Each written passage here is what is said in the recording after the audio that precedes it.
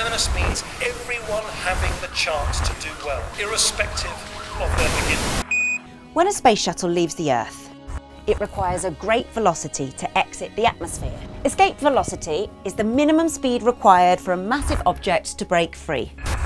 The first British person in space was a woman named Helen Sharman, and she was ordinary. I always used to think, like, how the f*** did I get here? She was driving to work one day when she switched on the radio, and she heard an advert to join the Russian space program.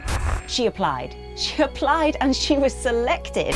And it just goes to show that if you work hard, if you're focused, if you're driven, then you can achieve. Prove my worth. Not prove my worth, I'd give my parents something to be proud of. Not everybody can be a winner. Somebody's got to lose.